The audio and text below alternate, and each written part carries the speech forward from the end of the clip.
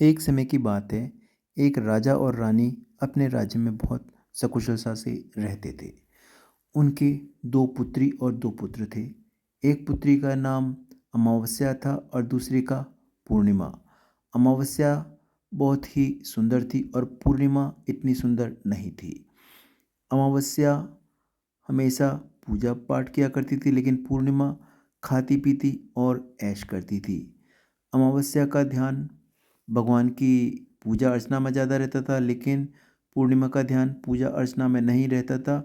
वह हमेशा सुख और ऐशोआराम में रहती थी। अमावस्या जानवरों को खाना खिलाती थी, गौ माता को प्रेम करती थी और अपने जीवन को अच्छे तरीके से निर्वाह करती थी।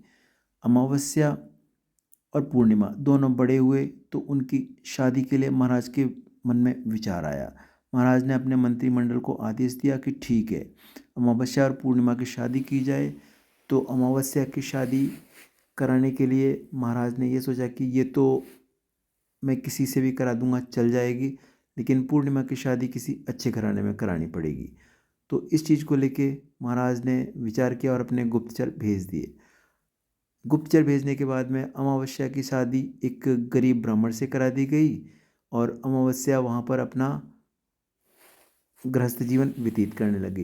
पूर्णिमा की शादी बहुत ही हर्षोल्लास और बहुत सी दान दक्षिणा के साथ में एक राजा से करा दी गई।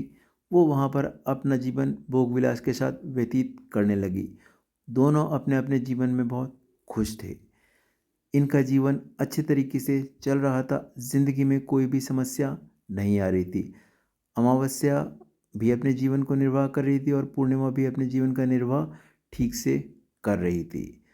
बात आगे बढ़ती है कि एक बार अमावस्या ने शिव जी का व्रत रखा और ब्राह्मणों को भोग के लिए बुलाया, लेकिन अमावस्या गरीब होती थी, इसकी वजह से उसके पास ब्राह्मण लोग नहीं आए। वहीं पर इसके विपरीत पूर्णिमा ने भी गरीबों को नहीं बुलाया, लेकिन उसने अमीरों को बुलाया, लोग आए। अब यहाँ पर अमावस्या बड़ी उदास हुई। अमावस्या ने जो खाना वगैरह बचा था उसको गरीबों को दान किया, जिससे भोले बाबा प्रसन्न हुए। भोले बाबा प्रसन्न हुए और उसको स्वप्न दिया कि बेटा, तुम अपना काम अच्छे तरह से करते रहो, तुम्हें इसका फल मिलेगा। अमावस्या पूजा अर्चना में लगी रहती थी, गरीबों की मदद करती थी। जो बुजुर्ग और वृद्ध लोग हुआ करते थे उनको खाना खिलाती थी, उनका ध्यान रखती थी, बुजुर्गों की सेवा करती थी और उनके दिनचर्या में उनका हाथ बटाती थी। और अमावस्या उसके घर में कोई आता था, घर में खाने के लिए ना होते हुए भी उनके लिए अपने खाने में से थोड़ा सा खाना निकाल के खिला देती थी और तुलसी का पूजन किया करती थी। अमावस्या बड़ी सात्विक प्रवृत्ति की थी और यही सब चीज़ें उसको आगे बढ़ाने में उसका बड़ा योगदान करती थी। इसी बात से शेरावाली माता भी उससे बहुत प्रसन्न थी और भक्तगण भी उससे बहुत प्रसन्न रहा करते थे। जबकि साधु महात्मा थे, वो भी कभी अगर उसके द्वार पे जाया करते थे तो अमावस्या उनका भी खूब आदर सत्कार किया करती थी। उनको भी कभी भूखे पेट नहीं जाने देती थी। साधु महात्मा अमावस्या से बहुत खुश थे, मानते थे कि वो गरीब थी, लेकिन उसका पूरा भक्ति में और भक्ति की शक्ति में पूरा भरोसा था। अमावस्या की इस बात से खुश होके भगवान ने उसको वरदान दिया कि बेटा, तुम्हें जीवन में खूब सारी खुशियाँ प्राप्त होंगी।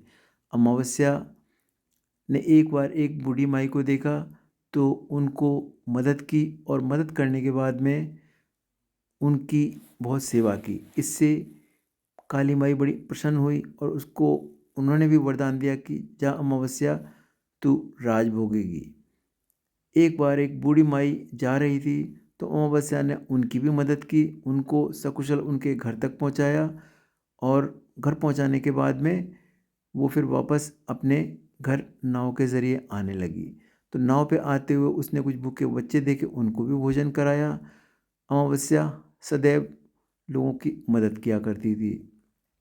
इससे लोग अमावस्या से सदैव खुश रहते थे।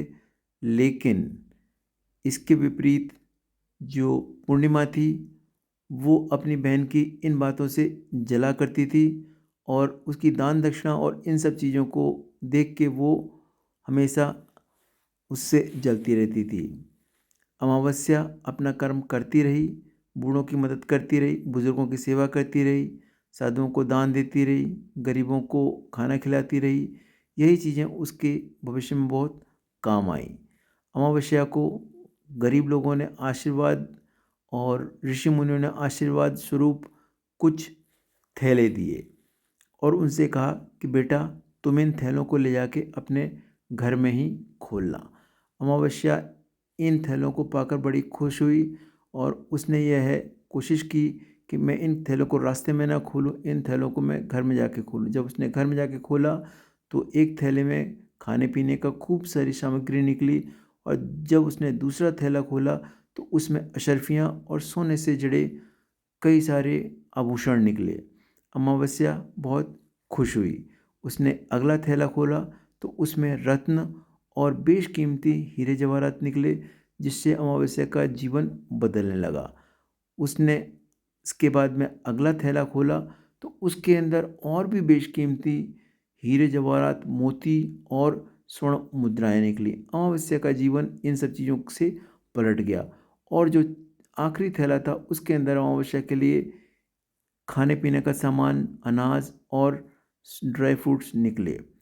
अमावस्या ने भगवान को धन्यवाद किया और भोले बाबा को भी धन्यवाद किया कि आपने मेरी दी मदद की, आपकी मदद के लिए बहुत बहुत शुक्रिया। यह बात पूर्णिमा को पता चली। पूर्णिमा ने अमावस्या से पूछा, हाँ भाई ये सब तेरे साथ कैसे हुआ?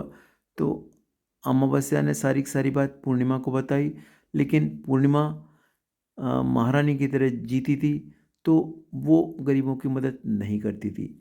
कभी कोई गरीब अगर उससे मदद मांगने के लिए भी आता था तो वो सीधे मना कर देती थी। बूढ़ा आए चाहे जवान आए चाहे साधु आए, सबको मना करती थी। कह रहे क्यों, मैं तो रानी हूँ, मैं तुम्हारी मदद क्यों करूँ? कोई साधु आए तो उसको भी मना कर देती थी कि नहीं, मैं तुम्हारी मदद करने के लिए नहीं बनी हूँ, मैं एक रानी हूँ और मैं रानी की तरह अपना जीवन व्यतीत करती हूँ। इन सब चीज़ों को देखते हुए भगवान उससे रुष्ट हुए, क्योंकि उसने ना ही जीवन में कभी दुख देखा था और ना ही कभी किसी गरीब की मदद की थी। और इन सब चीज़ों से परेशान होके भगवान उससे बहुत रुष्ट हो गए। भगवान के रुष्ट होने के बाद में उसको भगवान ने 4 पोटलियाँ दी। कहा कि ले बेटा ये 4 पोटलियाँ ले जा, लेकिन इन पोटलियों को भी जो है ना तू अपने घर में ले जाके ही खोलना। बूढ़ी माई ने भी उनको पोटली दी और जो साधु महात्मा थे उन्होंने भी उन्हें पोटली दी।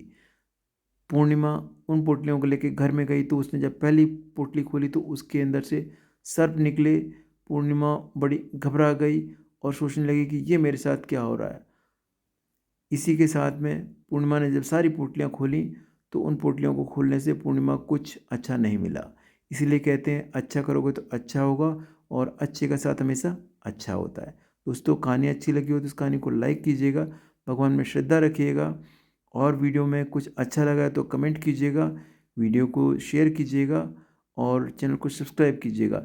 ऐसे ही मोटिवेशनल वीडियोस, ऐसे ही ज़िंदगी से जुड़े हुए रोचक तत्व मैं अक्सर अपने वीडियो में देता रहता हूँ। तो चैनल सब्सक्राइब कीजिए, अपना ध्यान रखिए और अपना भगवान के प्रति प्रेम बना के रखिए। अपना कीमती समय देने के लिए आपका दिल से बहुत बहुत धन्यवाद। अपना ध्यान रखिए, खुश रहिए। जय हिंद।